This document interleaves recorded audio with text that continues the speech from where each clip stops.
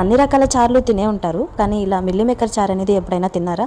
ముద్దకి ఒక meal maker ముక్క తింటుంటే ఆహా ఆ రుచే వేరండి. దీన్ని ఎలా తయారు చేయాలో చెప్పే ముందు ఎవరైతే ఫస్ట్ టైం ఛానల్ చూస్తున్నారో ప్లీజ్ సబ్స్క్రైబ్ చేసుకోండి. ఇదిగా గోరువెచ్చటి నీటిలో మిల్లీ మేకర్ అలాగే చింతపండు అనేది నానబెట్టుకోవాలి. 2 టమాటాలు అలాగే 2 పచ్చిమిర్చి అనేది ముందుగానే మిక్సీ పట్టుకొని ఉంచుకోవాలి. పిస్తున్న విధంగా ఒక గిన్నె పెట్టుకొని ఆయిల్ అనేది యాడ్ చేసుకుని జీలకర్ర ఆవాలు వేగిన తర్వాత ఆనియన్స్ వేయాలి. అల్లం అలాగే వెల్లిపాయల్ని కచ్చపచ్చగా ఈ విధంగా దంచుకొని అది కూడా కొంచెం సేపు వేగనివ్వాలి.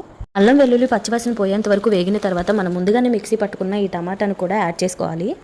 బాగా మగ్గిన తర్వాత చిటికెడు పసుపు అనేది యాడ్ చేసుకొని చూపిస్తున్న విధంగా మిల్లీ మేకర్ని వాటర్ అనేది లేకుండా ఈ విధంగా వేసుకోవాలి. వీడియో నచ్చితే మీరు లైక్ చేయడం మాత్రం అసలు మర్చిపోకండి. కూడా మంచిగా వేగిన తర్వాత మనం ముందుగానే తయారు చేసి పెట్టుకున్న చింతపండు రసాన్ని పోసేయాలి.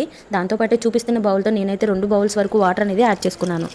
జ్వరం వచ్చినప్పుడు కానీ జలుబు చేసినప్పుడు కానీ నోరు చేదుగా అనిపించినప్పుడు ఈ విధంగా చారు అనేది ఒకసారి ట్రై చేయండి. లాస్ట్లో చూపిస్తున్న విధంగా తగినంత సాల్ట్ అనేది యాడ్ చేసుకొని 5 మినిట్స్ వరకు మరగనివ్వాలి.